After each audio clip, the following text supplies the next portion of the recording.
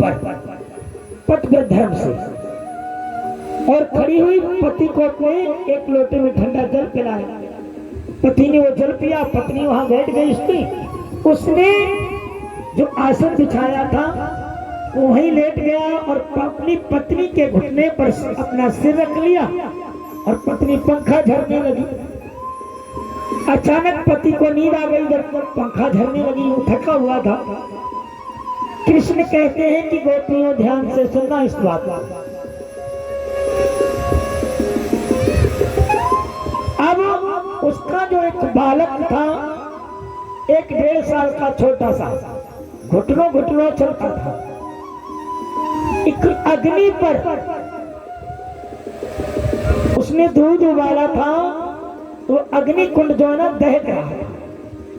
उसका बालक उस अग्नि कुंड की तरफ चलने लगा और उसका पति घुटने का सिरहाना लेकर सो रहा है और वो अपने बच्चे को देख रही है कि वो अग्नि कुंड की तरफ जा रहा है। लेकिन वो दुविधा में पड़ी हुई है कि अगर हम पति का घुटना अपना हटाते हैं तो पति की नींद ना खुल जाए, और आधी नींद में पति को जगाना ये पतिव्रता स्त्री का धर्म नहीं है। जो पुत्र पति से है, पुत्र से पति नहीं है, पति से पुत्र है। तो जरूरी क्या है?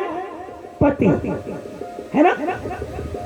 तो उसके मन में ये भाव आया कि नहीं, पतिव्रत धर्म नष्ट नहीं होने दो, कुछ भी हो जाए। उसने अपने पति का ध्यान किया और उधर वो बालक खेलते खेलते उस अग्नि कुंड में गिर गया। उसने अपनी आंखें बंद कर ली। वो कहते हैं कि गोपियों सुनो, आज उसके पतिव्रत धर्म से जब उसके पति की निद्रा खुली और उसने जाकर उस हवन कुंड में यज्ञ, उसमें जो जिसमें उसने दूध वाला था, उस यज्ञ कुंड में देखा उसमें अग्नि दहक रही थी। वो बालक खेल रहा है, अग्नि शीतल हो। ये किसका तप है? पति का तप है, पतिव्रत धर्म का।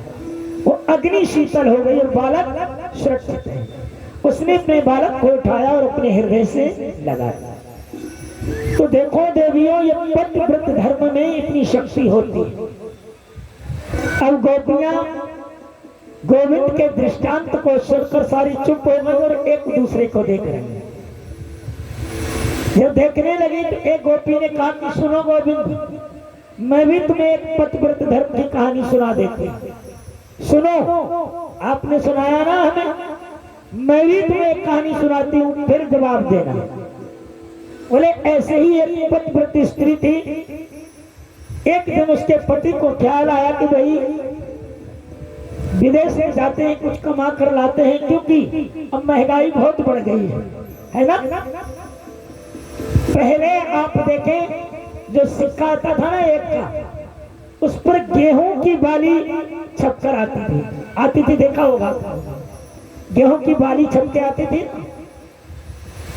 तो उससे ये प्रतीत होता था कि घर घर में अन्न मिलेगा।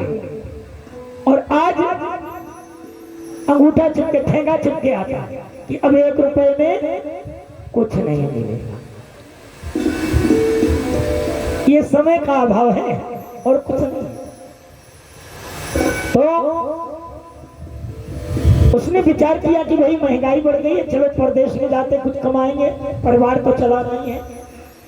पत्नी ने कहा कि आप जा तो रहे, लेकिन हम पूजा किसकी करेंगे? हमारा तो नियम है, मैं पहले आपको भोजन कराती हूँ, आपका दर्शन करती हूँ, आपकी सेवा करती हूँ, फिर भोजन करती हूँ। लेकिन आप चले जाएंगे तो बड़ा दिक्कत हो जाएगी, हमारा पतिव्रत धर्म कैसे पूरा होगा? उसके पति ने कहा कि देवी ऐसा करो, एक मैं ना अपनी मूर्ति बनवा देता हूँ, मिट्टी की मूर्ति बनवा देता हूँ। तो उसने मूर्तिकार से अपने ही जैसी एक बहुत सुंदर मूर्ति बनवा दी और लाकर रख दी। बोले देवी आप ये हमें मानकर पूजा करेंगे इसकी, क्योंकि हमारा ही स्वरूप है ये, इसकी पूजा करेंगे। जो भी आप भोजन कराना, जो भी कराना है, आप विधिवत जो नियम करती हैं वो करेंगे। और गोपियां कहती गोविंद ध्यान से सुनना, कहीं इधर उधर मत ध्यान कर देना कि कहो कि हमने सुन नहीं पाया। बोले कहो हाँ मैं सुन रहा हूं। तो गोपियां कहती हैं कि उसका पति ये सब समझाकर परदेश में चला गया। काफी समय बीता, जब उसने खूब धन कमा लिया तो सालों बाद वो वापस आया। तो जिस समय वो वापस आया, उसकी पत्नी जो वो मूर्ति देकर गया था उसकी पूजा कर रही है। बोले गोविंद ध्यान से सुनना कि जब उसका पति वापस आया तो उस समय वो अपने उस रूप की पूजा कर रही, पति की, जो उसने मिट्टी का बनाया था। और इधर असली वाला पति दरवाजे पर आ गया, कुंडी खटखटा दी, बोला देवी मैं आ गया हूँ, कुंडी खोलो। अब ये बताओ कि उस पत्नी को उस मूर्ति की पूजा करनी चाहिए या जाकर पति जो दरवाजे पर खड़ा है, भाई साक्षात्कार जिसका है, तो उसे मूर्ति की पूजा करनी चाहिए या पति के लिए जाकर दरवाजा खोलना चाहिए? गोविंद बोले वाह, इसमें क्या बात है? अरे भाई जब असली पति आ गया तो नकली की पूजा क्या करना? भाई जब असली पति आ गया तो मूर्ति की पूजा क्यों करो? बोले बस गोविंद मैं यही चाहती थी आपके मुंह से कहलवा दूं। ये संसार के जो हमारे पति है ना, ये नकली है और आप हमारे प्राणों के असली पति हैं, इसीलिए मैं यहाँ आई हूँ। अब ठाकुर जी चुप हो गए। बोले गोपियों, आज तुमने हमारा दिल जीत लिया है, मन को हर लिया। सुखदेव जी कहते हैं कि हे राजा परीक्षित, गोपियां कहती हैं कि ठाकुर सुनो कि ऐसे वर को क्या वरूं जो जग में और मर जाए, वर भरिए श्री कृष्ण को जो चुड़ लो अमर हो जाए। अरे उस ठाकुर को ही अपना सब कुछ मानो तो ये जो हमारे हाथों की चूड़ियां ही ये अमर हो जाएंगी, कभी नहीं टूटेंगी। तो गोविंद मैं तो आपको अपना सर्वस्व मानती हूं।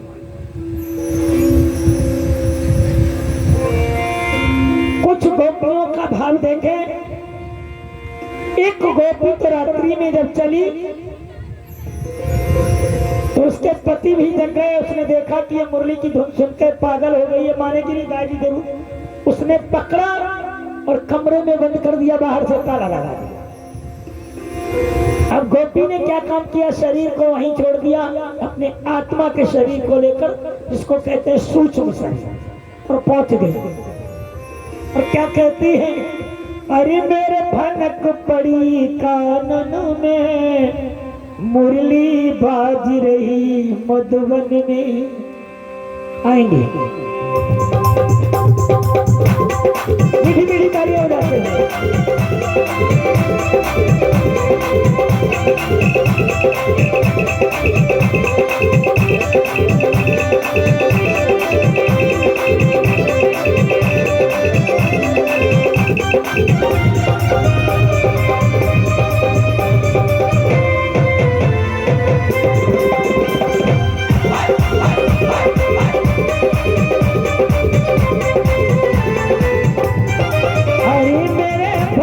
पड़ी कानन में, मुरली बाज रही मधुबन में। अरे मेरे भनक पड़ी कानन में, मुरली बाज रही मधुबन में।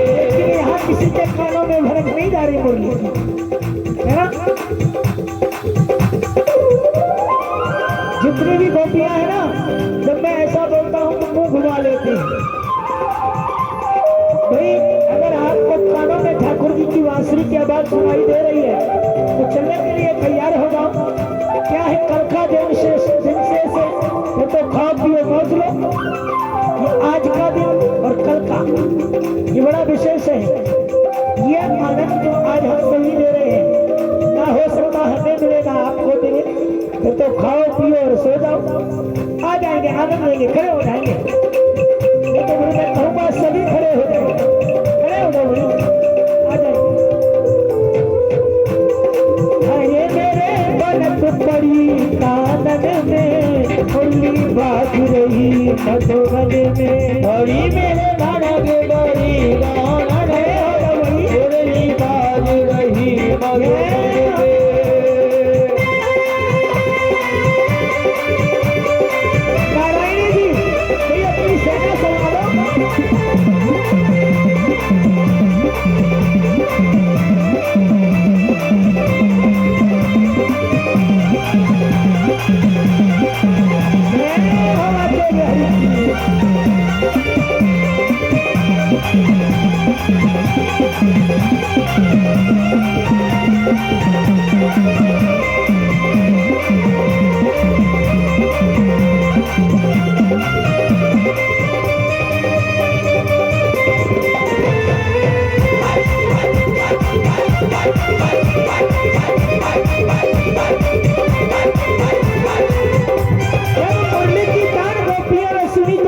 गोपियां दीवानी हो गई, ऐसे ही वो हो गया। कैसे?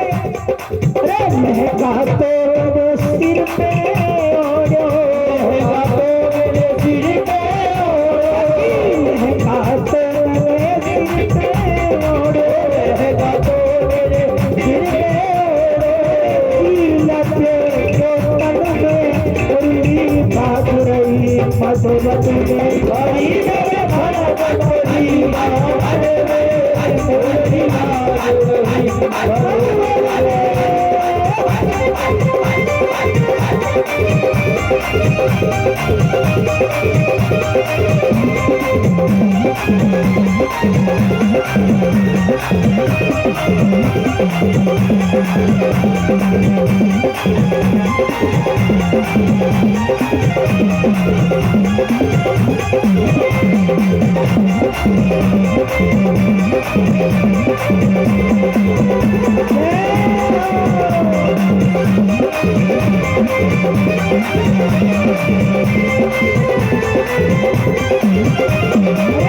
काजल तो मैंने बाग में भर ली, काजल तो मैंने बाग में भर ली। सखी तो इतनी दीवानी हो गई, काजल आंखों की जगह बाग में भर लिया। काजल तो मैंने बाग में भर ली, काजल तो मैंने बाग में भर ली। दूर भरा अखियन में बाज रही मधुबन में, हरी सिंदूर भरा अखियन में मुरली बाज रही मधुबन में। हरी मेरे बनक पड़ी कानन में मुरली बाज रही मधुबन में। मेरे बनक पड़ी कानन में मुरली बाज रही मधुबन में।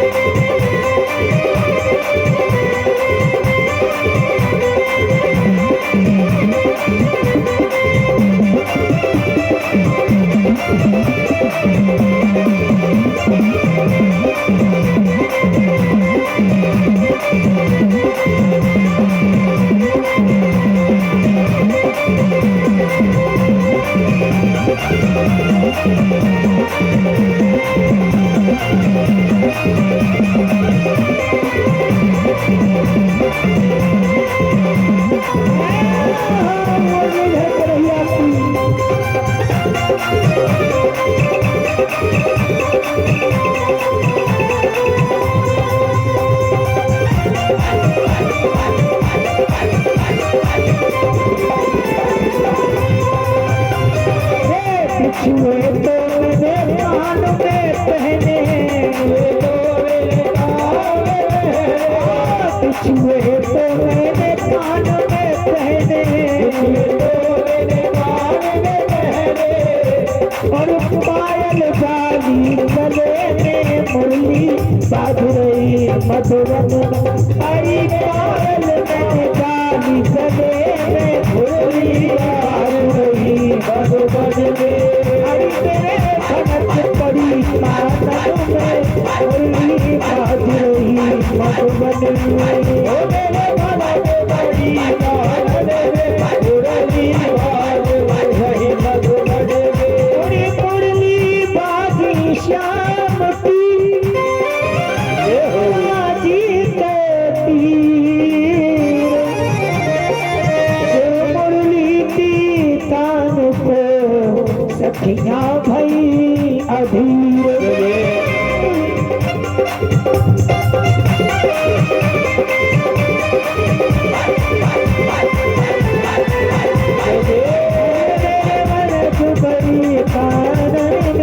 मुरली बाज रही मधुबन में। हरी मेरे भनक पड़ी कानन में मुरली बाज रही मधुबन में। मेरे भनक पड़ी कानने मुर्गी बाज रही मद मद में बाबा ने बड़ी कानने मुर्गी बाज रही मद मद में। स्वागतम वो महाभागः प्रियं करवाणि वः व्रजस्यानामयम् कच्चित् नूतागमन कारणम्। गोविंद ने कहा सभी देवियों से स्वागतम स्वागतम, देवियों आपका स्वागत है। सुखदेव जी कहते हैं कि हे राजा परीक्षित, आज हमारे ठाकुर ने गोपियों के साथ लीला की, रासलीला।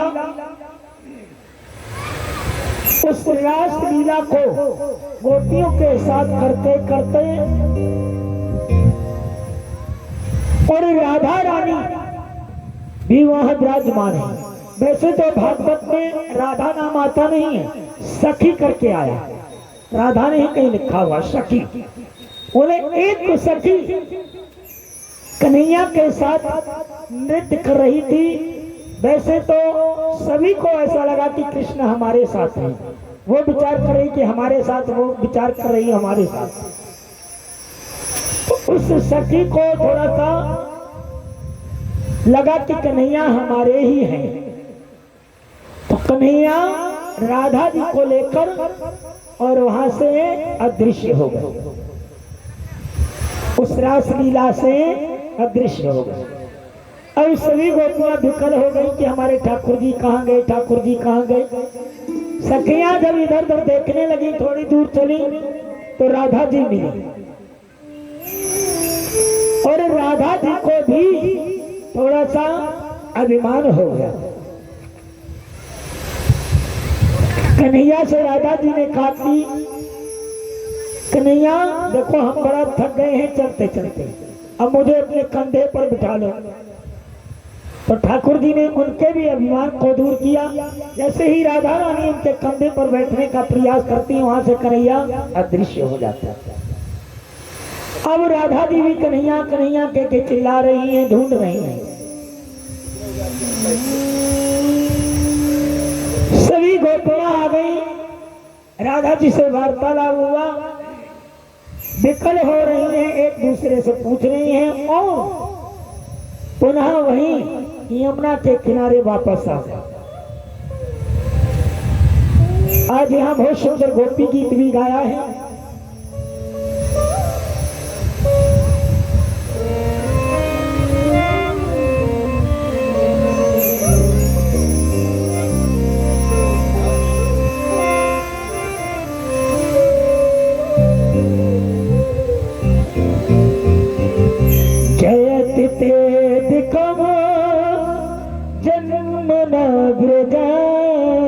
श्रोतेन्द्रा शब्दोदत्रही जयति ते दिखवा जन्मनो ब्रजा श्रोतेन्द्रा शब्दोदत्रही।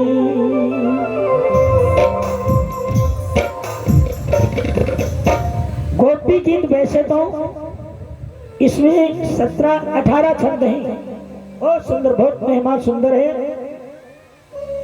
यानी गोपियां कहती हैं, रो रही हैं, रुदन कर रही हैं कि प्रभु आपने हमें कालिया नाग से बचाया, उसके विषैले जल से, विष से, अग्नि से हमें बचाया जब नगर में आग लग गई, राक्षसों से हमें बचाया, कई तरीके से आपने हमारी रक्षा की। जब हमसे दूर ही जा रहा था हे गोविंद, तो हमें बचाया ही क्यों? ऐसा कह रही हैं और अश्रु प्रभा कर रही हैं। आज हमारे गोविंद ने देखा कि इनका भाव कितना सुंदर है। तुम्हारे गोविंद फिर पुनः प्रकट हो जाते हैं। बोलिए बाकी बिहारी राम की सांवरिया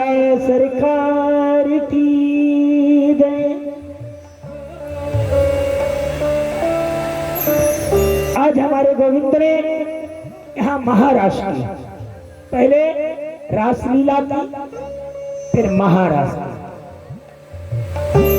जब ये महारास की तो महारास चल रहा था, तो इतने में कामदेव आ गए। कामदेव ने भगवान से कहा कि मैं भी आ गया हूं महाराज।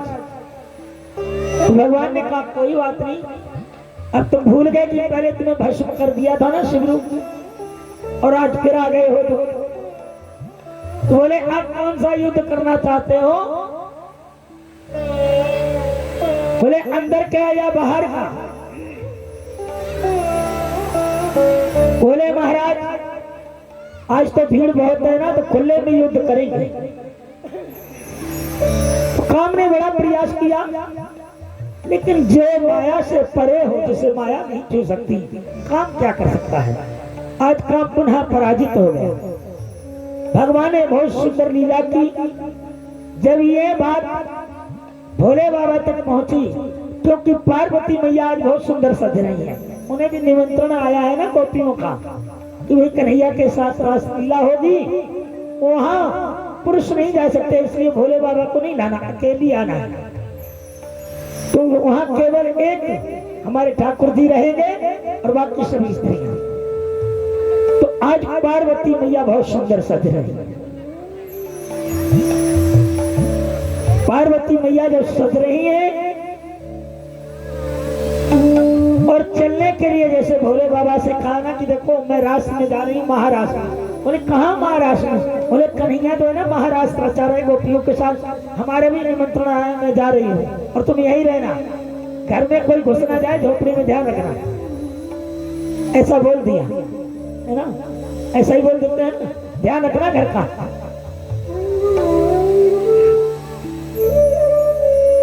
बोली बाती बिहारी राम की।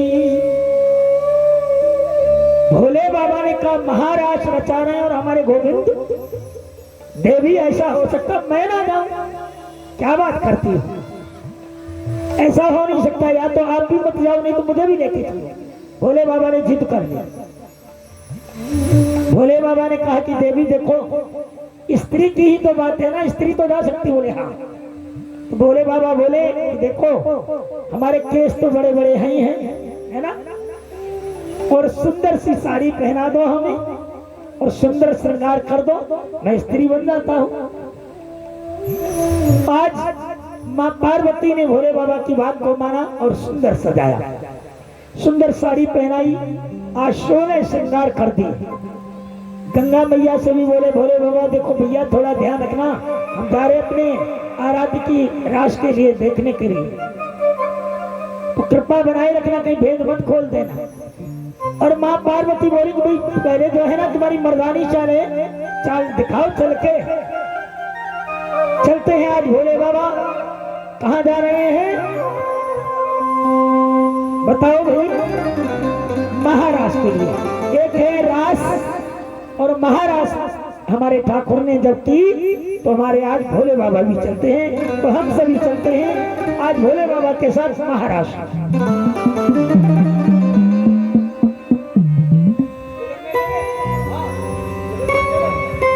एक दिन वो भोला भंडारी बन करके ब्रज नारी वृंदावन आ गए हैं, वृंदावन आ गए हैं। एक दिन वो भोला भंडारी बन करके ब्रज नारी वृंदावन आ गए हैं, हाँ वृंदावन आ गए हैं। पार्वती भी मनाते हारी, पार्वती भी मनाते हारी, नामाने त्रिपुरारी वृंदावन आ गए हैं, ओ वृंदावन आ गए हैं।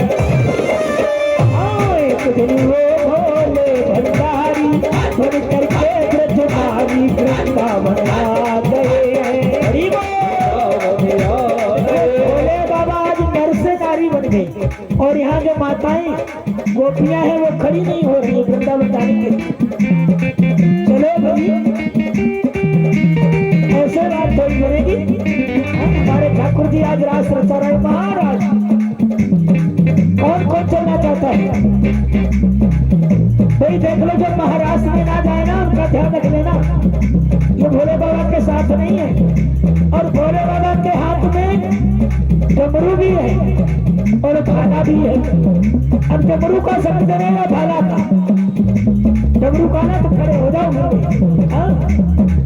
खड़े हो जाएंगे आनंद लेके, सभी लोग खड़े हो जाएंगे, जितने बूढ़े बच्चे आ जाएंगे। जय हो।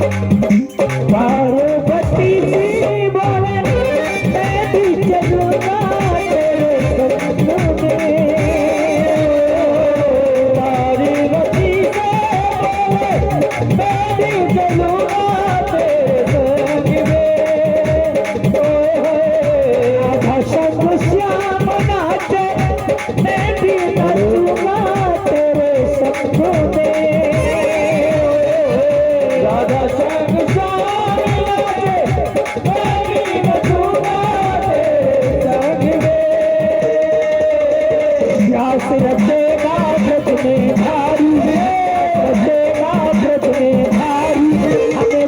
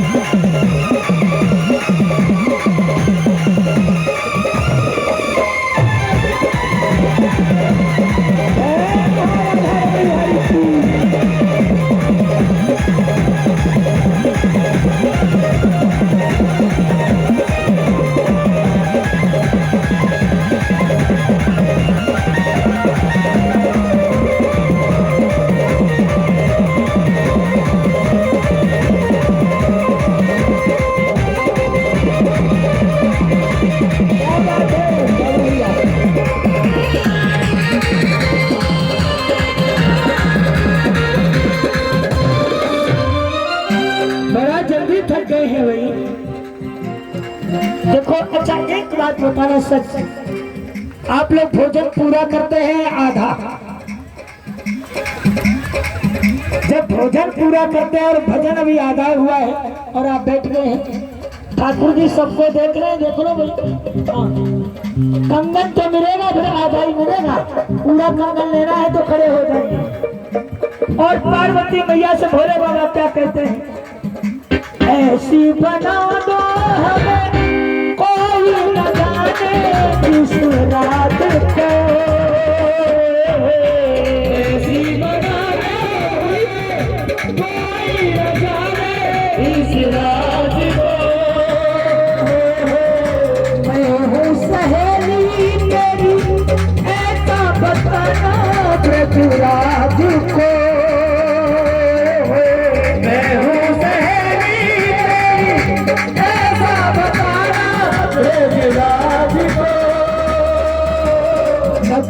बिटिया पहन के साड़ी, बिटिया पहन के साड़ी, चले चाल मत भागी वृंदावन आ गए,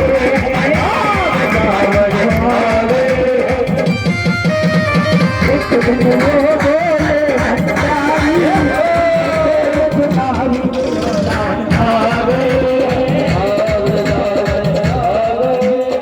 अच्छा इधर की पार्टी कमजोर पड़ रही है भाई, है ना, इन्हें थोड़ी शक्ति भरो भाई, शक्ति और भक्ति भरो।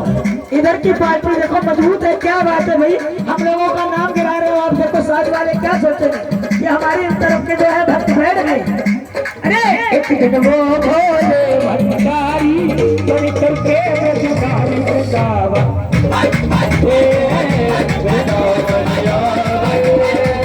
अच्छा हमारे महाराज जी कह रहे कि इधर सासू है इधर बहू है, तो फिर भी हार रहे हैं महाराज, क्या बात है। हाँ दिखा देंगे आराम से।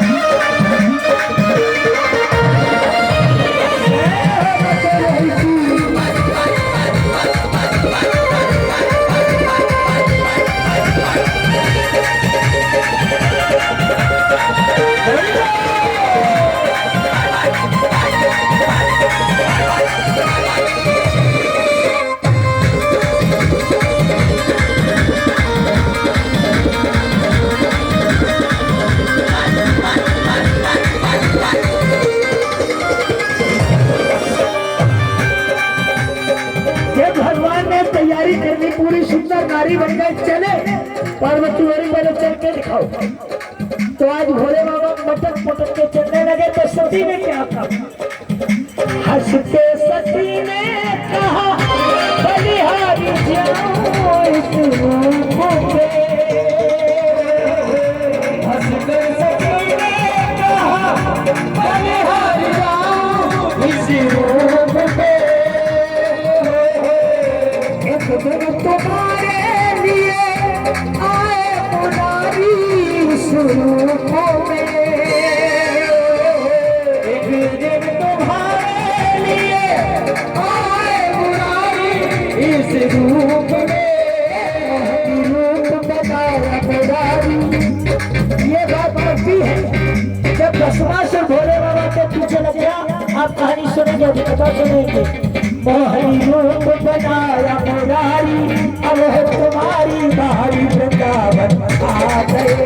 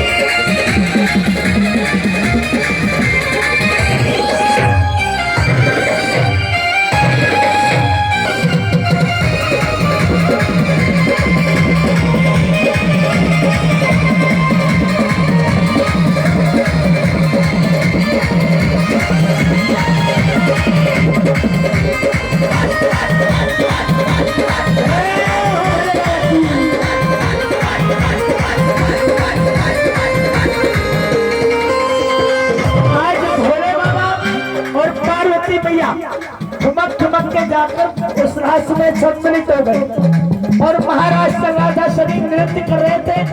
भोले बाबा ने पार्वती के हाथों को पकड़ा और नृत्य करने लगे। नृत्य में कितना भाव है ये देखेंगे आप।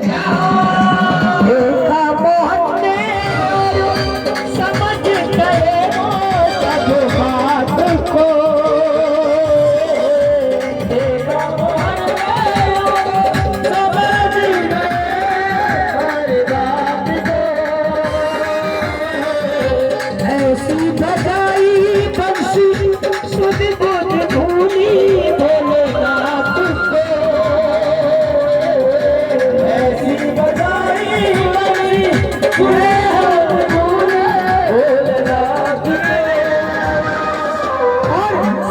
सरक गई जब साड़ी, सर से सरक गई जब साड़ी, मुस्काए गिरधारी वृंदावन।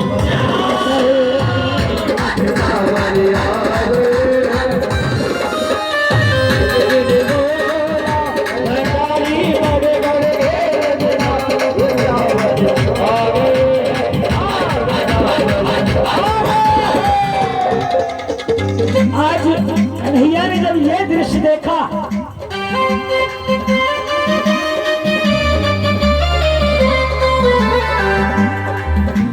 हमारे महाराज जी कह रहे हैं आनंद लेंगे सभी, बैठेंगे नहीं। हार जीत की तो खैर बात ही नहीं है। जो भगवान के सानिध्य में आ गया भगवान का हो गया, उसकी जीत निश्चित है। हारना तो है ही नहीं। तो मुझे भगवान का हो गया, क्या हार सकता है कभी? तो आएंगे आनंद लेते हुए। आज कन्हैया ने देखा और ठाकुर जी भी आनंद ले रहे हैं कि देखो भोले बाबा नृत्य करने में कितने मस्त हो गए। दीन दयालु तेरा रे, दीन दयालु तेरा तब से देखे शुरू हुआ नाम रे। दीन दयालु तेरा तब से देखे शुरू हुआ नाम रे। मेरे भोले बाबा वृंदावन में तेरा धाम रे। ओ मेरे भोले बाबा वृंदावन में तेरा धाम रे। भक्त कहे सबो त्रिपुरारी, भक्त कहे सबो त्रिपुरारी, रखिए लाज हमारी वृंदावन आ गए हैं, वृंदावन आ गए।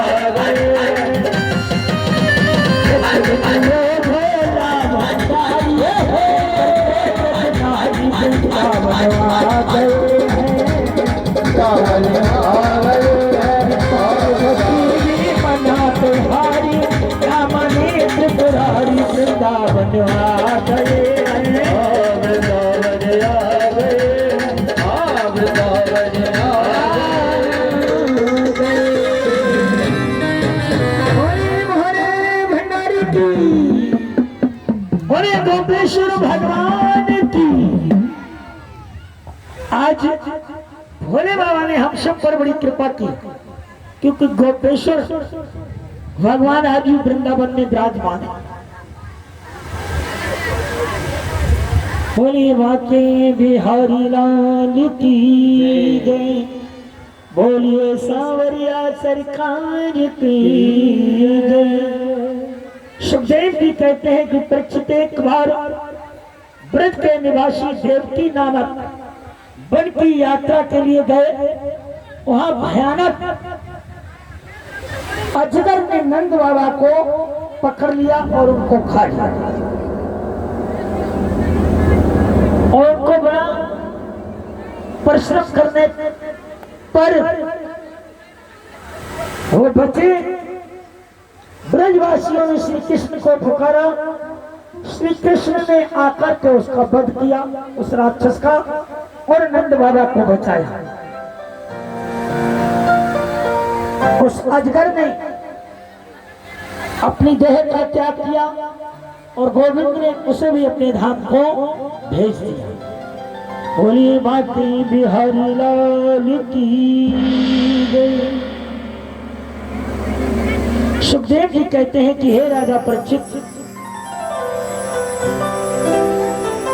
जब देह का त्याग किया तो विद्याधर बन गया।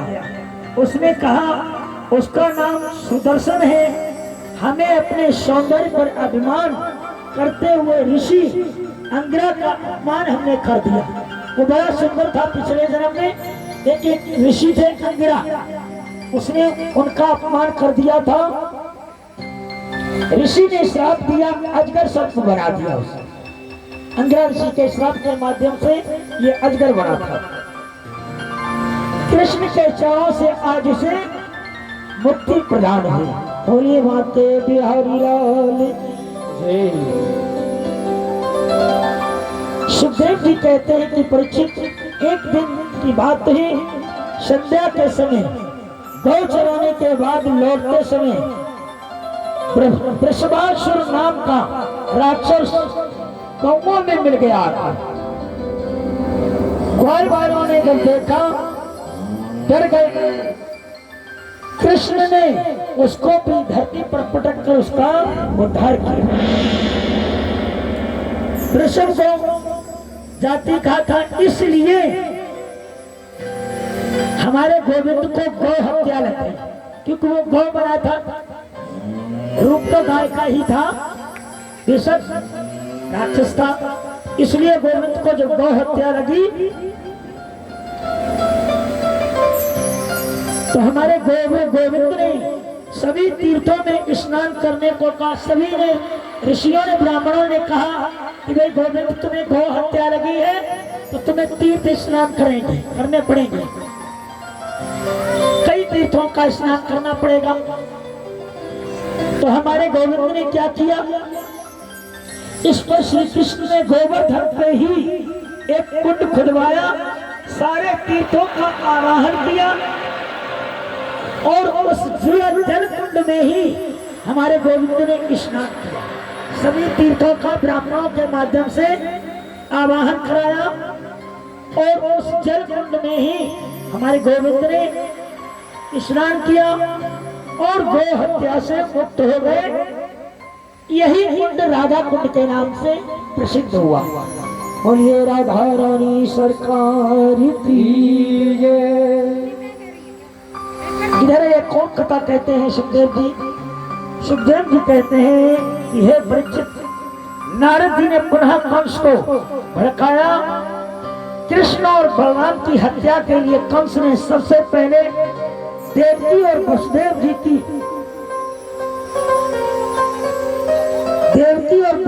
को कंस ने कुछ दिनों के लिए छोड़ दिया था, लेकिन आज नारद जी ने ऐसी लीला की कि देवकी और वसुदेव को पुनः उसने फिर कारागार में डाल दिया। फिर कंस ने कैसी व्यक्ति जो घोड़े के रूप में है वृंदावन भेजा। कृष्ण ने उसका भी उद्धार किया। भगवान आए ही है इस धराधाम पर दैत्यों का वध करने के लिए। आज भगवान सबको अपने धाम को भेज रहे हैं और इस धराधाम का भार कम कर रहे हैं, क्योंकि जब धर्म की हानि होती है, अधर्म बढ़ता है तो पृथ्वी कांपने लगती है। आज आप देखें आए दिन कंपन होता है पृथ्वी का, और कितने घर, कितना नुकसान होता है। कोई समय था हम जब छोटे थे कभी सुना ही नहीं, एक बार सुना था जब हम 5वीं क्लास में पढ़ रहे थे कि पृथ्वी हिली। तब से अब देखो, अब तो हर महीने सुन लो कि फला जगह पृथ्वी हिली, फला जगह पृथ्वी हिली। ये भार ही पाप का होता है, इसी से धराधाम कांपती है और भगवान को पुकारती है।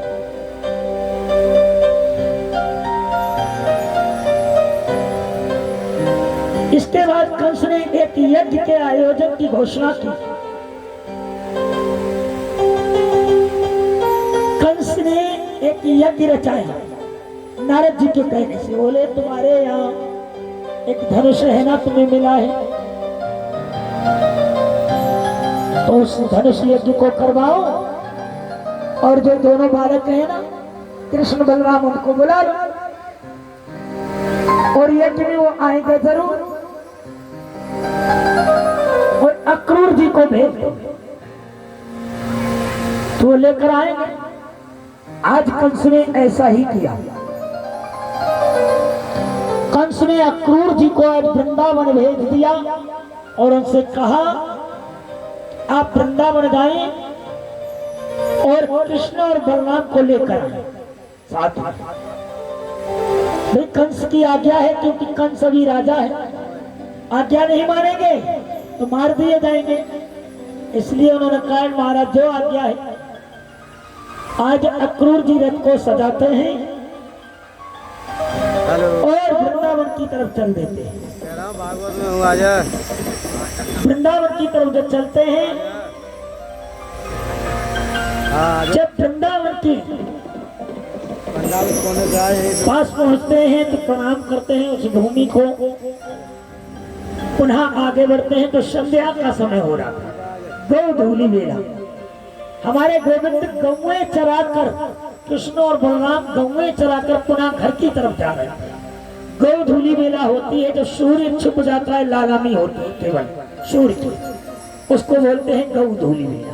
तो उस समय सभी चरवाहे अपने जानवरों को घर की तरफ वापस लाते हैं, उनके खुरों से जो धूल उड़ती है उसको बोलते हैं गोधूली वेला।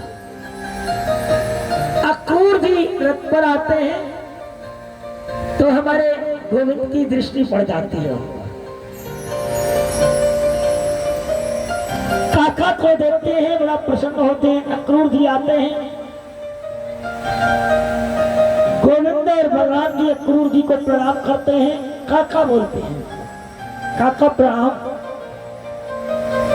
अक्रूर जी मन ही मन प्रणाम करते हैं और मन ही मन बड़ा अपने आप में गिलानी करते हैं कि कंस ने आज देखिए कितने ये सुंदर बालक हैं छोटे छोटे, और इनको धोखे से मारने के लिए इनको बुलाया है और मैं इनको कुछ बता भी नहीं सकता। मैं कितना विवश हूं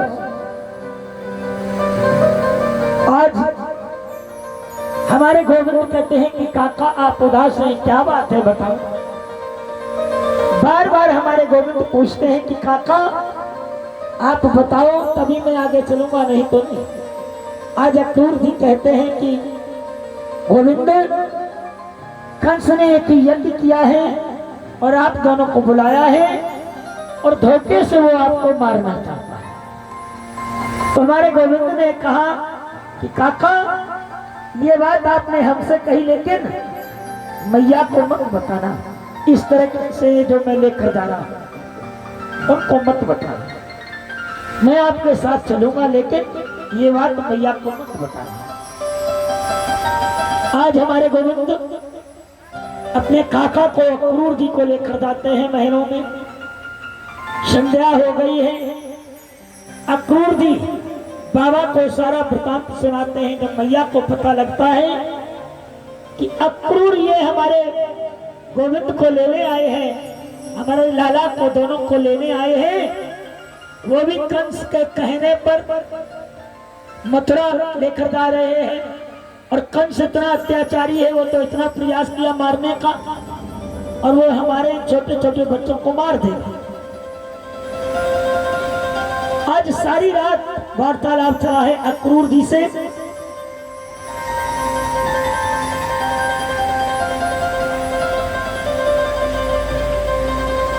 लेकिन हमारे ठाकुर ने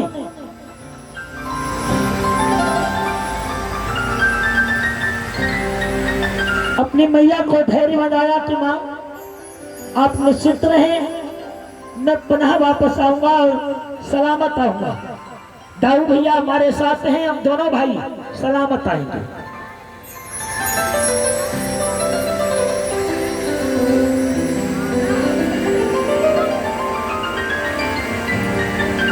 आज ब्रजवासियों को भी ये सब पता लग गया कि हमारे गोविंद अक्रूर जी लेने आए हैं और मथुरा जा रहे हैं।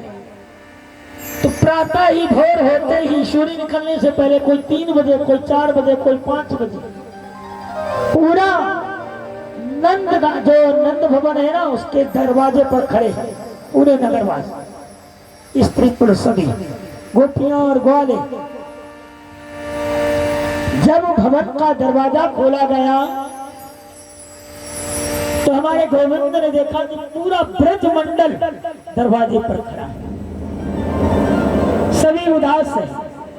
हमारे गोविंद देखकर उनका प्रेम, ये अनन्य प्रेम देखकर गदगद हो गए। हमारे ठाकुर जी ने कहा कि आप सब परेशान न हो, हम बलराम भैया के साथ जा रहे हैं और काका हमें लेने आए हैं, मैं सही सलामत आऊंगा। लेकिन भक्तों का भाव ही अजब होता है। मैया को बहुत समझाया, आज मैया रो रही है, लेकिन लाला नहीं मान रहे, क्योंकि उन्हें पता है आज रुक गया ममता बस तो जो कार्य करना है वो तो अधूरा रह जाएगा। कन्हैया कुछ दूर पैदल चले तो जब रथ पर बैठे हैं तो देखा कि राधा रानी और उनकी सखियां आगे खड़ी है। जब राधा रानी को देखा तो राधा रानी से कन्हैया ने कहा कि राधे आप हमारी आराधनी शक्ति है, अरे आप तो सब कुछ जानती हैं, आप तो रास्ता लो।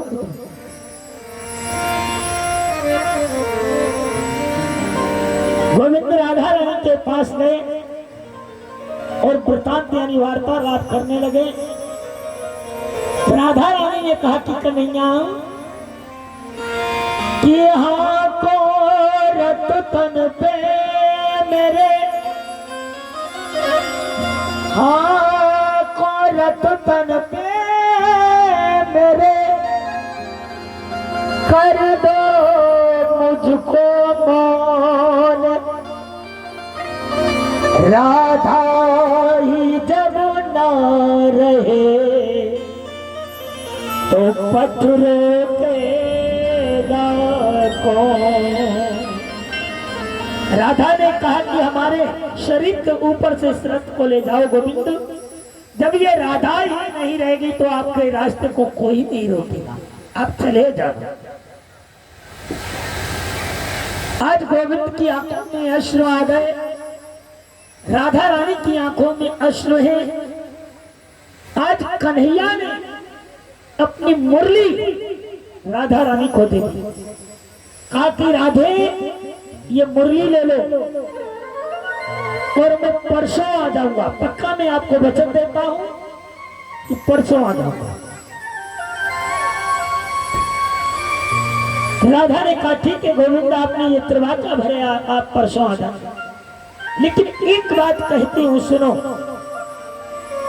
कि मुरली तो दिए जात हो, कि हे गोविंद मुरली तो दिए जात हो,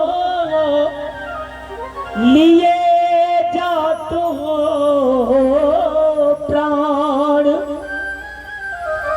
तुम बिन मेरे मोहना जीवन मरण समान, तुम बिन मेरे मोहना जीवन मरण समान। राधा कहती है कि कृष्ण ये राधा श्याम के बिना आती है, ये ध्यान रखना, आप जाते रहे, ये शरीर यहाँ है लेकिन ये प्राण आपके साथ जा रहे हैं, ये ध्यान। आज राधा रानी ने और उनकी सखियों ने हमारे ठाकुर को रास्ता दे दिया। सारे ब्रजवासियों की आंखों में अश्रु है। आज गोविंद पैदल चलने लगे, कुछ दूर तक पैदल चले। काका ने कहा कि बच्चों देर हो रही है, आज और रथ पर बैठ गए। आज बलराम भैया और हमारे गोविंद रथ पर विराजमान हो जाते हैं। सभी गोपियां ग्वालवाल राधा रानी मुरली को लिए जहां तक गोविंद के रथ की ध्वजा दिखाई दी वहां तक एक टक आंखों से देखते रहे, पलक नहीं झपकी, कि कहीं पलक झपकती तो हमारा गोविंद हमसे ओझल ना हो जाए। जहां तक ध्वजा दिखी रथ की देखते रहे। जब हमारे गोविंद मथुरा चले गए तो सभी आंखों में अश्रु लेकर अपने अपने घर को आ गए, लेकिन अब चेहरे पर किसी को खुशी नहीं, सबकी आंखों में अश्रु है। सभी ने भोजन त्याग दिया है, गौओं ने चारा खाना छोड़ दिया है, चिड़ियों ने चहचहाना छोड़ दिया है। और आज माँ यशोदा की तो बात ही मत पूछो, नंद बाबा की बात ही मत पूछो। भाई जिसके बच्चे आंखों के सामने जा रहे हो और मृत्यु के मुंह में, तो तूने पता ही कि कंस कितना अत्याचारी है और कितना प्रयास किया मारने का।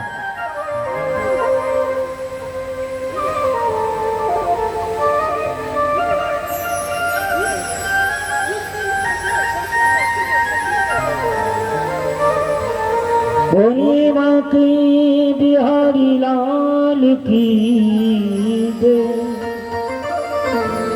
आज कुछ गोपी वाले भी हमारे गोविंद के साथ गए हैं।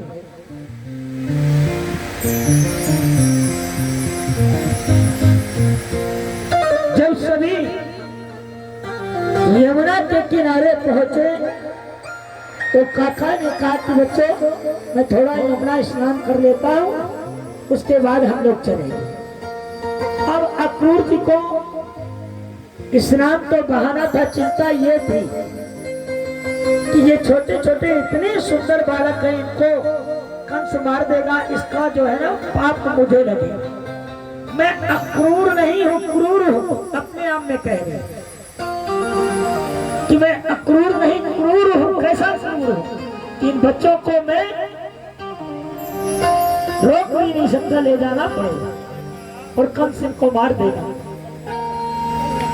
आज हमारे काका यमुना मैया में स्नान करते हैं, जब डुबकी लगाते हैं ना, जैसे ही डुबकी लगाई कई बार क्या होता पानी में आंखें भी खुल जाती है ना, तो आज हमारे काका ने देखा जल के अंदर कि रथ पर दोनों भैया खड़े हैं, जल में दिख रहा हमको, और हमारे कृष्ण मुस्कुरा रहे हैं, बलराम भी खड़े हैं।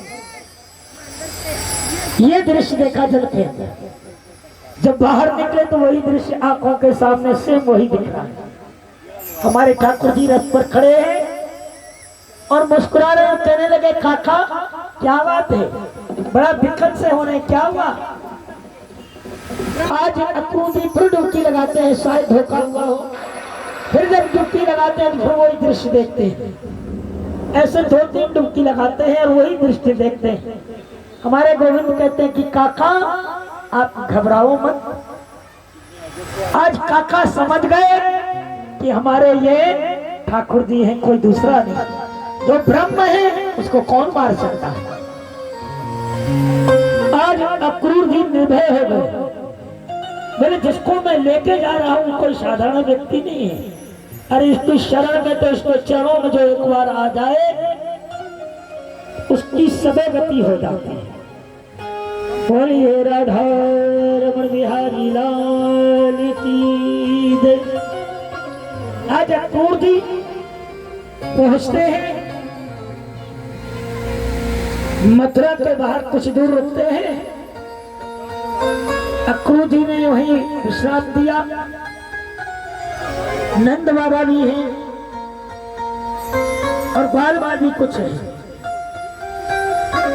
ग्वाल वालों ने कहा, जब वहां रुके तो बोले कि कान्हा एक बात बता, भाई कंस राजा है और हम लोग ग्वाल बाल हैं, ग्वालिये हैं, हमारे कपड़ों की हालत देख रहे हो, पहली बार यहाँ आए हैं, क्या कहेंगे सब लोग? कन्हैया के मित्र ऐसे हैं, थोड़ी अगर कपड़ों की कोई व्यवस्था बढ़िया हो जाए तो कुछ बात बन जाए। तो वहां धोबी घाट दिखाई दिया हमारे गोविंद को, और वहां धोबी जो है ना अपने कपड़े धो रहे थे। नगरवासियों के एक जो का जो धोबी था, जो पिछले जन्म में राम को जिसने कहा था ना, अरे राम ने सीता को रख लिया, अगर मैं होता ना तो मैं सीता को घर में नहीं रखता, ये दोष लगाया था। और राम ने ये सुन के पुनः सीता जी को वन में भेज दिया था। आज वही धोबी यहाँ कंस के कपड़े धो रहा है और सृष्टि का नियम है बदला और ब्याज समेत मिलता है। गोविंद हमारे सदा देते हैं और ब्याज समेत देते हैं, चाहे वो पुण्य हो या पाप। आज भगवान गए धोबी के पास, बोले भाई ये जो है ना कपड़े हमारे साथी मांग रहे हैं, ये बड़ा सुंदर कपड़े हैं। बोले महाराज ये कंस के कपड़े हैं, तुम सब ग्वालिये हो, तुम इन कपड़ों को पहनोगे? अरे तुमने अपनी शक्ल देखी है? कभी देखे हैं ऐसे कपड़े? वो ग्वालिया समझ रहा है और उनको डांटा। महाराज इसको ना आगे बंधवा देना, ये जो खुली हुई है ना त्रिपाल, इसकी चोंच जो है ना, आंखें चौंध आ जाती है, ये थोड़ी सी जो खुली हुई।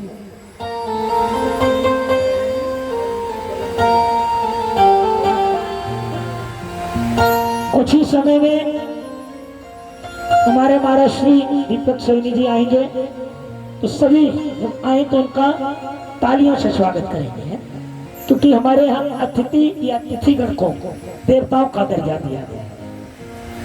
इन चीजों का हमें ध्यान भी रखना चाहिए। आएंगे आज हमारे गोविंद ने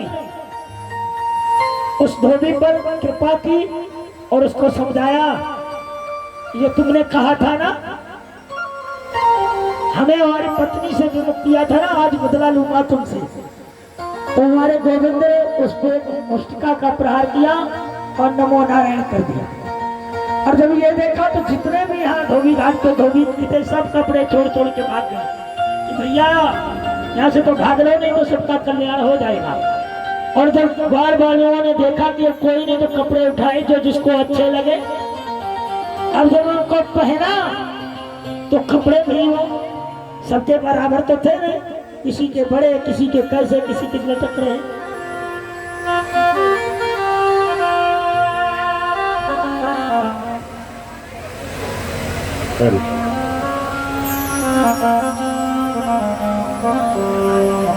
बोल सत्य दरबार की जय हो।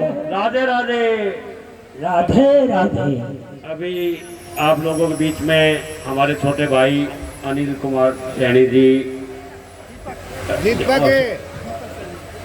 दीपक सैनी जी आप लोगों के बीच में आए हैं और कान्हा जी के बहुत ही बड़े वक्त हैं ये भी।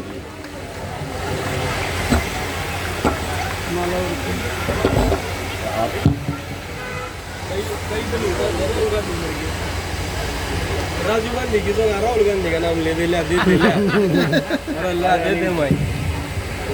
राम राम जी। शायद सभी जानते होंगे भाई दीपक सैनी आजकल मुर्गा छोड़कर पश्चिमिया रहने लग रहे हैं और राजनीति में सक्रिय होने वाले हैं। एक बार जोरदार तालियां। और भाई का जन्मदिन है, हम इस मंच के माध्यम से भाई को हैप्पी बर्थडे करते हैं कि भाई की उम्र बहुत बड़ है और सेवा करें। ठाकुर जी सैनी जी पे असीम कृपा बना के रखें और भाई का हम सम्मान करते हैं। आप कराओ पहले।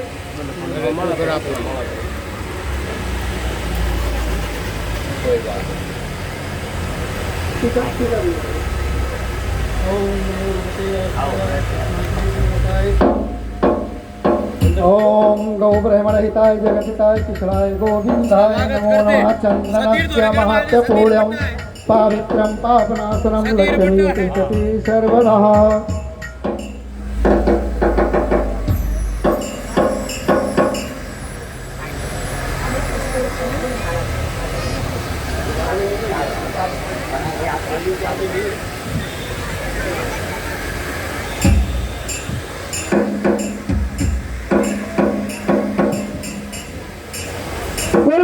बिहारी लाल की भाई छोटे दीपक भाई का स्वागत करेंगे दादा सतबीर जी।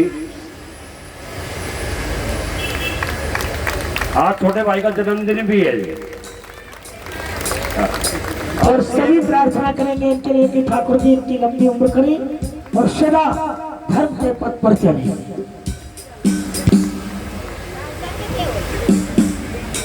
जय श्री राम। जय श्री राम। जैसा कि आप सभी जानते होंगे, अभी कुछ चंद महीने पहले ही भाई ने जो शुभ काम यहाँ पर हो रहा है भागवत कथा का, भाई ने अमर कॉलोनी में भी भाई ने भागवत कथा कराई थी। और आशा करते हैं इलेक्शन लड़ने पहले एक बार बड़ी भागवत कथा फिर होगी मुंडका में। जोरदार तालियां हो भाई इसके लिए। जय श्री राम। तो सबसे पहले तो मेरी सारी चाची ताई जितनी बैठी है सबको हाथ जोड़ के राम राम। और प्रभु परमात्मा से यही प्रार्थना करता हूँ, जैसे इतना सुंदर आयोजन हमारे अनिल चाचा, जितेंद्र जी, इन सब टीम ने मिलकर कर रखा है, ऐसे आयोजन हमारे गांव में क्षेत्र में लगातार होते रहे। और कोशिश रहेगी, हमारे चाचा ने जो आदेश दिया है, अब बजरंगबली ने परमात्मा ने अगर सुनी तो इससे भी बड़ी भव्य कथा का आयोजन जरूर मालिक का देश जरूर करूँगा। बोलिए बाकी बिहारी लाल की। बाकी अपनी यात्रा तो जारी है ही बालाजी महाराज की। मेरे ख्याल में लगभग सारी माताएं एक एक राउंड हो गए और कोशिश यही रहेगी, विश्वास है अगर ऊपर वाले का आशीर्वाद रहा तो इस तरीके की यात्रा भी 6 महीने में एक बस ले जानी पड़े, धीरे धीरे चालू रखूंगा। ऐसा नहीं है कि भाई राजनीति में आगे आज कर ली फिर बंद कर दी। पूरे वार्ड में धीरे धीरे कभी कहीं से एक बस का आयोजन समय समय पे करते रहेंगे। और आप लोगों का प्यार और आशीर्वाद मिल रहा है, उसके लिए बहुत बहुत धन्यवाद। जय श्री राम। जय श्री राम। और कृपया बार बार में मचाइयो के हर महीना बैग टांग लो, दूसरी का भी मौका नहीं दियो। बोलो जय श्री राम। जय श्री राम। भाई की तरफ से इस भगवत कथा में 11,000 रुपए का योगदान दिया जा रहा है। एक बार जोरदार तालियां। पैसा खूब आ रहा है, मन हमारा पूरा लग रहा है। ऐसे ऐसे भाई आए और भागवत कथा में अगले साल उसके बीच में जब भी मौका मिला एक भागवत कथा में तो सोचता हूँ यहाँ से लगा था टेंट और पीछे से चला जाए। बोल जय माता दी। ऐसे ही भाइयों जय दादा भैरव की, दान दाताओं के बोलो माध्यम से ही, क्षमता की। ऐसे ही भाइयों के दान दाताओं के माध्यम से ये आयोजन धर्म बढ़ता है और हम सभी को बढ़ाना भी चाहिए। ये सनातन हमारा शास्त्र कहता है। ले भी बाबा भागवत भगवान की, दादा भैरवनाथ की।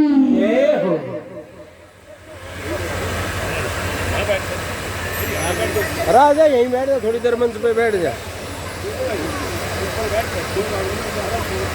वैसे तो चरना में बैठना चाहिए, मैं तो नहीं हूँ यहाँ चरना में बैठ करना चाहिए। आगे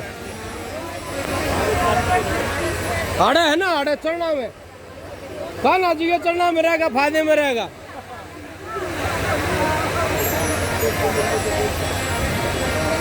आएंगे हम सभी इस भजन के माध्यम से आनंद लेंगे सती से, और हमारे शनि साहब भी आनंद लेंगे। 5 मिनट करना है, चरना में बिठा दे।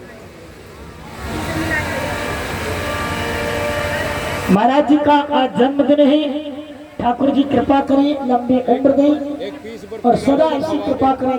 धन जब भी लगे धर्म के पथ पर लगे। बर्फी चढ़ाई दी और क्या कहते हैं इनके लिए, आजा भैया, तेरा मुंह मीठा कराओगे। और जल्दी जल्दी वृंदावन आते रहना, आजा राधे राधे राधे राधे गाते रहना। ये भाई का जन्मदिन की मुबारकबाद, माना जी का आशीर्वाद। और जल्दी जल्दी वृंदावन आते रहना, राधे राधे राधे राधे गाते रहना। जल्दी जल्दी वृंदावन आते रहना, राधे राधे राधे राधे गाते रहना। जल्दी जल्दी वृंदावन आते रहना, राधे राधे राधे राधे गाते रहना। और राधे राधे राधे राधे गाते रहना, राधे राधे राधे राधे गाते रहना। जल्दी जल्दी वृंदावन आते रहना, राधे राधे राधे राधे गाते रहना। जल्दी जल्दी वृंदावन आते रहना, राधे राधे राधे राधे गाते रहना। मुझियो हजारों साल के दिन हम 50,000। मुझियो हजारों साल के दिन हम happy birthday to you, happy birthday to you, happy birthday to you, happy birthday to Saini ji. जल्दी जल्दी वृंदावन आते रहना, राधे राधे राधे राधे गाते रहना, जल्दी जल्दी वृंदावन आते रहना, राधे राधे राधे राधे गाते रहना। पूरी वृंदावन आते दिल भाग खुल जाएंगे, तेरे भाग खुल जाएंगे, तेरे भाग खुल जाएंगे, इसलिए जल्दी जल्दी यमुना नहाते रहना, जल्दी जल्दी यमुना नहाते रहना, राधे राधे राधे राधे गाते रहना, जल्दी जल्दी वृंदावन आते रहना, शनि राधे राधे राधे राधे गाते रहना।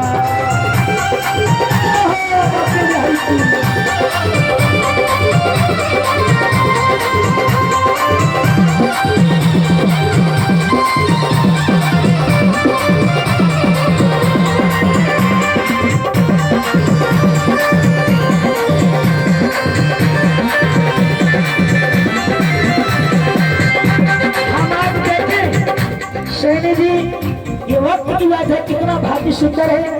गोविंद के चरणों में आज जन्म उत्सव मनाया जा रहा है हमारे भैया का, और ऐसी ही कृपा ठाकुर जी बरसाते रहे, क्योंकि जब कोई धर्म के पद पर चलता है ना, तो भगवान सदा उसका साथ देते हैं। अरे वृंदावन आके तेरे भाग खुल जाएंगे, वृंदावन आके तेरे भाग खुल जाएंगे, चैन भी मिलेगा राम भी मिलेगा, चैन भी मिलेगा राम भी मिलेगा, राधे की कृपा से तुम्हें श्याम भी मिलेगा, राधे की कृपा से तुझे श्याम भी मिलेगा, श्याम भी मिलेगा तुझे श्याम भी मिलेगा, श्याम भी मिलेगा तुझे श्याम भी मिलेगा।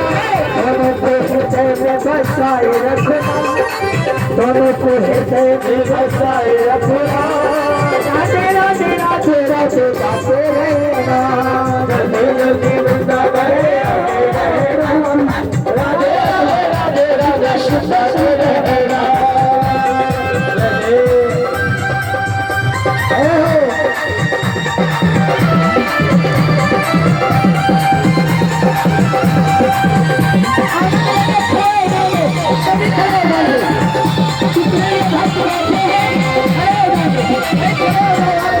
हमारे महाराज जी शनि भी आए हुए हैं, ये दायित्व बनता है इनके चरण जिनसे शुक्र मनाए।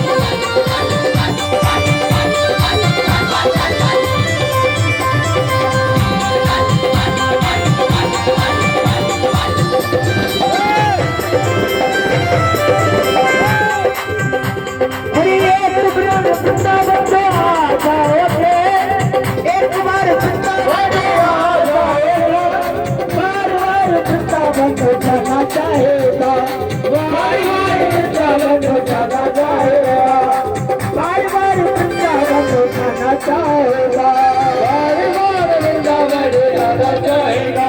अरे धनुष बिहारी जी के बाते रहना, धनुष बिहारी जी के बाते रहना, राधे राधे राधे राधे गाते रहना, राधे राधे राधे राधे गाते रहना, जल्दी जल्दी वृंदावन आते रहना, जल्दी जल्दी वृंदावन आते रहना, राधे राधे राधे राधे गाते रहना, राधे राधे राधे राधे राधे हरि की।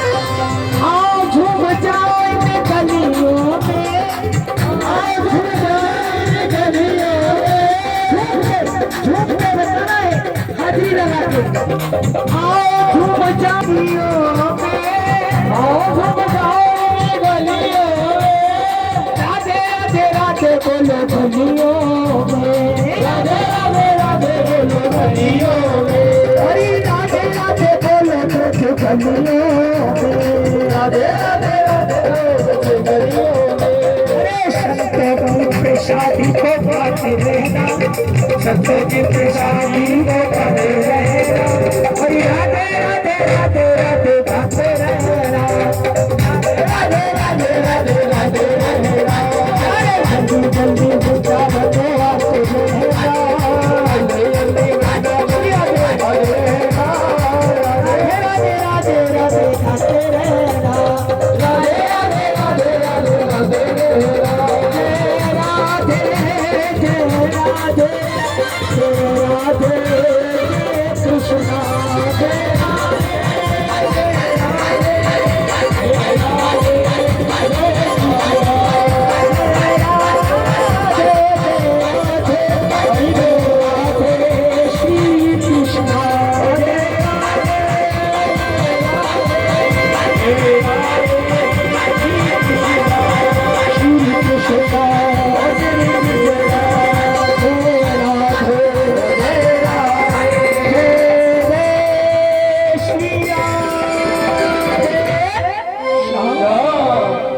सभी भक्तों की तरफ से और हमारी राधा रानी की तरफ से और गोविंद की तरफ से भैया को कोट बधाई, सदा प्रसन्न रहे और सदा धर्म के पथ पर चलते हैं।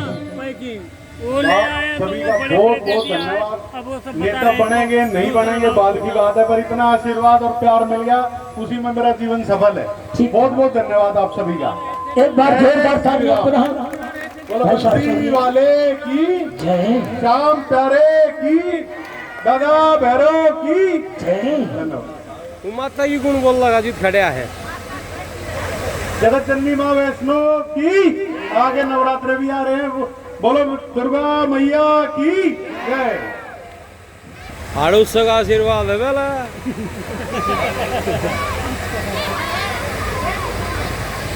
बोलिए बाकी बिहारी लाल की, बोलिए भागवत भगवान की जय, दादा भैरवनाथ की जयकारा, शेरवाली का बोल साचे दरबार की।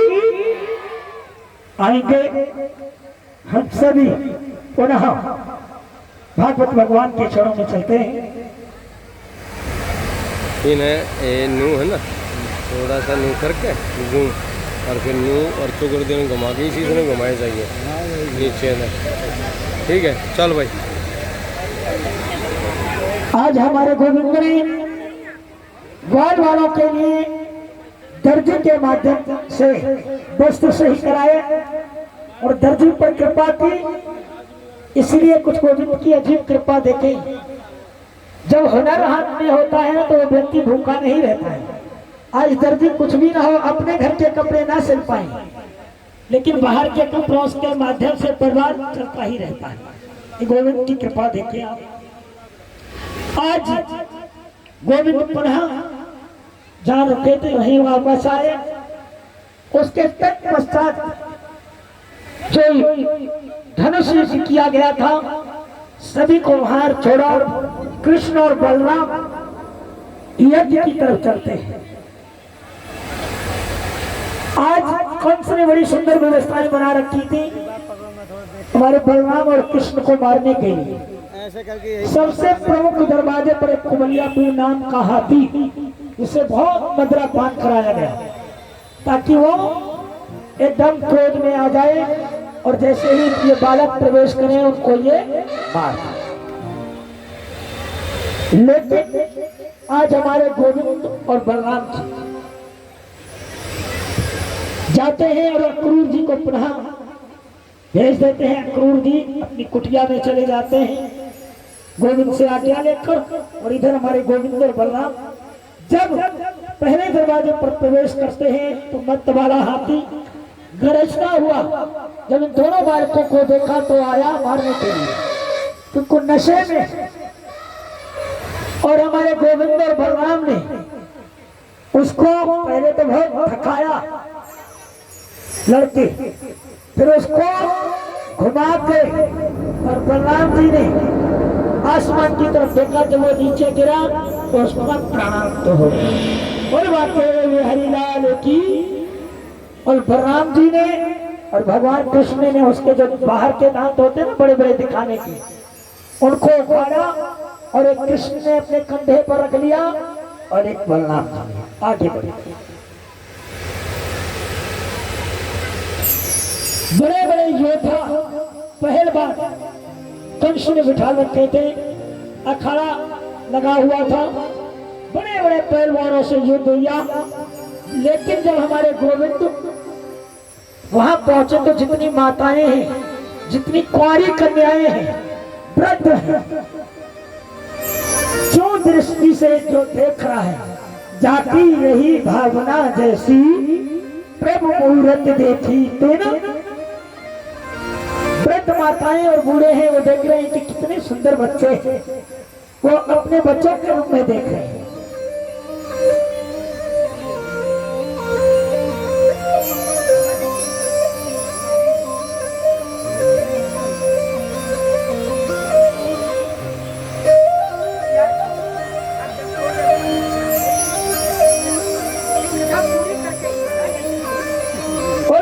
बिहारी लाल की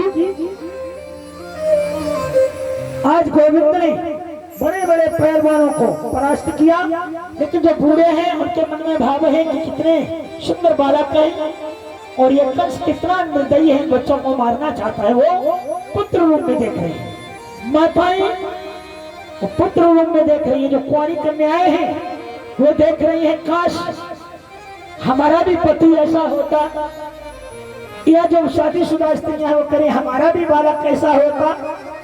मन में भाव ऐसे हैं सबके, तो भगवान सभी की भावनाओं को समझ रहे हैं।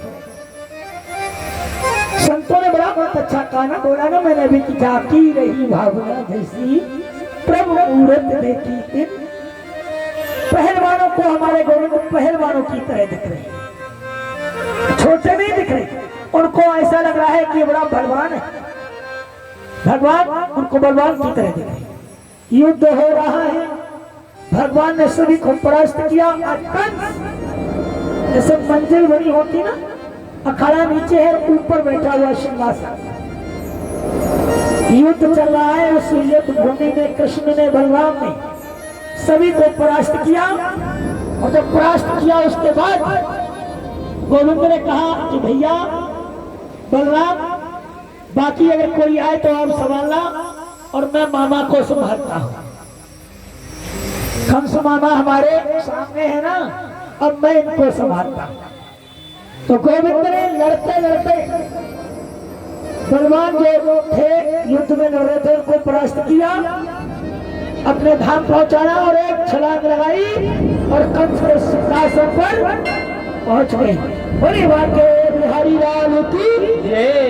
और भगवान ने कंस के केश पकड़ लिए और घसीट कर उसको सिंहासन से नीचे ले आया।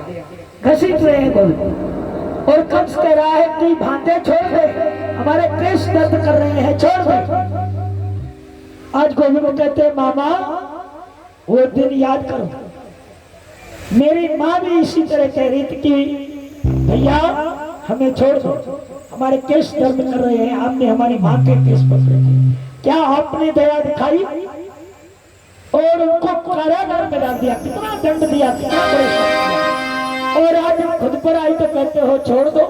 और यहाँ तो स्वभाव ही ऐसा है, जिसको पकड़ लो छोड़ने का तो मतलब ही नहीं होता, और जब पकड़ लिया है तो अब तो जो है ना मुक्ति देके ही छोड़ेंगे। गोविंद अपने मन में भाग लिए हैं, कंस के केसों को पकड़ा और घसीट कर ले आए, सीढ़ियों के पास लाकर हमारे गोविंद ने आज कंस पर एक मुश्रिका का प्रहार किया और कंस लौटता हुआ नीचे आकर गिरा और प्राणांत हो गया। कंसमर्दन भगवान की, बातें बिहारी लाल की। यहाँ हमारे गोविंद कुमिजा से भी मिले, कुमिजा का भी उद्धार किया गोविंद ने। उस 3 जगह से टेढ़ी थी, उसको भगवान ने जब चंदन उसने लगाया तो भगवान ने कृपा की, उसे सुंदर रूप दिया। सुदामा मारी से मिले हमारे गोविंद, भक्तों पर कृपा की। आज भगवान ने कंस मामा पर कृपा की और अपने धाम को भेज दिया।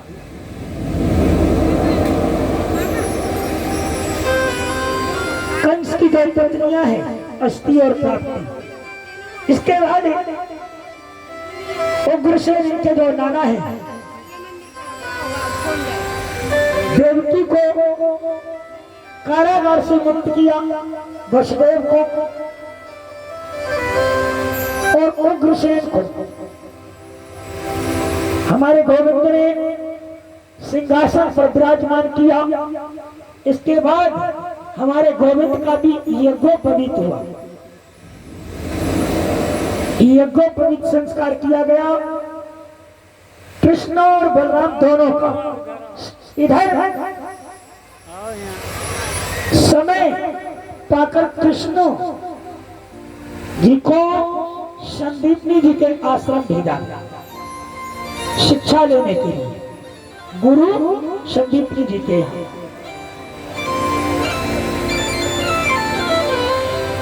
और संदीपनी जी के यहाँ ही हमारे गोविंद और सुदामा का मिलाप हुआ। वहीं सुदामा जी से हमारे गोविंद की मित्रता। सुदामा माली अलग है, ये सुदामा जी अलग है, ये ब्राह्मण है। तो आज गोविंद की वहीं मुलाकात हुई और हमारे गोविंद ने बड़ी ही जल्दी, क्योंकि जो सारी सृष्टि को चला रहा है उसको कहीं शिक्षा लेने की जरूरत है, लेकिन गोविंद संसारिक लीलाओं में प्रवृत्त है। तो ये लीला दिखाने के लिए गोविंद ने बहुत जल्दी ही वहां से शिक्षा ली, वेद वेदांतों का अध्ययन किया, धनुष विद्या का अध्ययन किया। जब अध्ययन पूरा हुआ विद्याओं का, तो संदीपनी गुरु जी ने दक्षिणा मांगी गोविंद से। तो गोविंद ने कहा कि गुरुदेव क्या चाहते हैं? तो संदीप ने